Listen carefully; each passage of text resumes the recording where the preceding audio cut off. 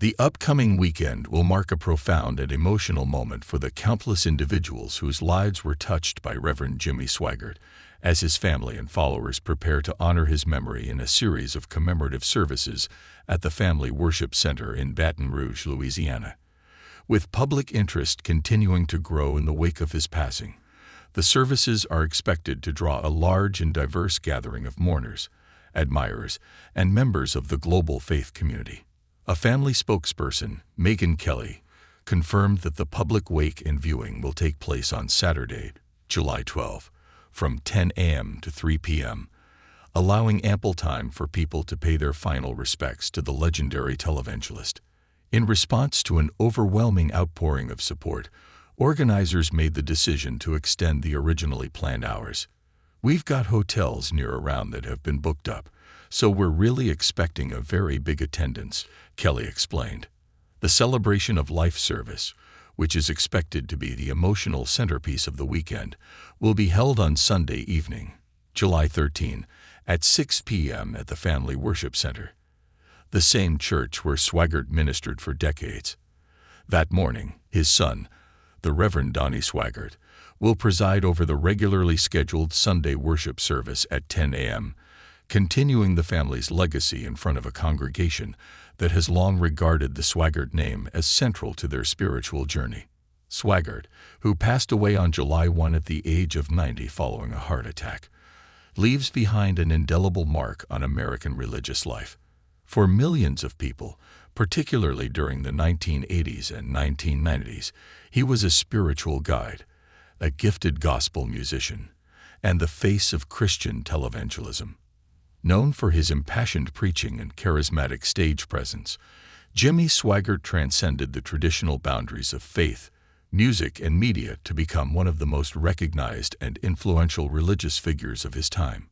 Kelly noted that in the days following Swaggart's passing, the family has been inundated with messages of condolence and gratitude. Many shared personal stories, detailing how Swaggart's ministry had led them to faith, helped them overcome addiction, healed family relationships, or inspired a deeper connection with God. They're heartbroken because he's such a larger-than-life figure, not just to the world, but also to them personally, said Kelly. He's played such a big role in their lives, so it is very difficult for them to see and imagine a world that he's not in. Those unable to attend the weekend's events in person will still have the opportunity to participate remotely, thanks to the SonLife Broadcasting Network, the television and radio network Swaggart helped build to spread his message to the far corners of the world.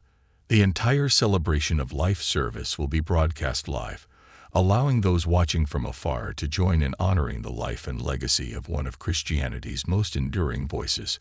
Kelly emphasized that the Sunday evening service will reflect the many facets of Swaggart's life, highlighting his work as a preacher, singer, musician, and television pioneer. "We've got lots of videos, lots of wonderful music, and some really heartfelt speaking that's going to happen throughout the night," she said. Those attending can expect a service steeped in the very elements that made Swaggart's ministry so powerful. Gospel music, an art form he had mastered and popularized, will play a central role. The program will feature medleys of Swaggart's most beloved songs, clips from his iconic sermons, and testimonials from those who knew him best. Born in Faraday, Louisiana, in 1935, Jimmy Swaggart was part of a musical family that included cousins Jerry Lee Lewis and Mickey Gilley. But while they pursued careers in rock and roll and country music, respectively, Swaggart dedicated himself to gospel and ministry. His powerful piano playing, soulful singing, and dynamic preaching style attracted millions, both in church auditoriums and on television screens. His television ministry began in the 1970s and soared in popularity in the following decade, reaching an international audience of over 2 million viewers. At the peak of his career, Swaggart's broadcasts were a Sunday morning fixture in households across America and beyond. He reportedly raised over $60 million annually in donations during the height of his ministry in the 1980s, a testament to the scale of his reach and the loyalty of his followers. He also played a significant role in the moral majority movement, becoming one of the key voices in the conservative Christian wave that helped shape American politics during the Reagan era. His message, one of repentance, salvation, and moral accountability, resonated deeply during a time of cultural and political transformation in the United States. Despite his massive success, Swaggart's journey was not without setbacks. In 1988, he became embroiled in a public scandal involving adultery and prostitution, which led to his defrocking by the Assemblies of God. Many thought his ministry would collapse, but Swaggart, undeterred, continued his preaching through independent means and eventually rebuilt his ministry, Family Worship Center, from the ground up. His resilience and refusal to quit won back the loyalty of many followers and helped sustain his work until the very end of his life. Over the years, Swaggart's sermons continued to blend fiery spiritual urgency with heartfelt gospel music. His church grew into a global network, and SonLife Broadcasting Network became a vital tool in reaching new generations of worshipers. The message never changed: redemption through Christ, the power of prayer, and the grace of forgiveness.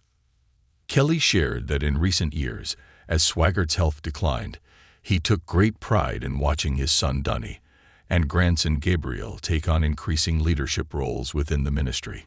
It brought him joy to see the ministry continue and expand, she said.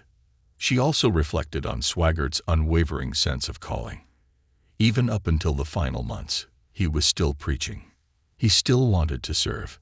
He felt it was his life's mission, his divine purpose. And now that he's gone, that torch has been passed on. As thousands are expected to travel to Baton Rouge this weekend, local officials and ministry staff are working to ensure smooth logistics. Overflow parking has been arranged, and church staff and volunteers are prepared to guide attendees through the services. On-site staff will also be present to assist the elderly and those needing accommodations.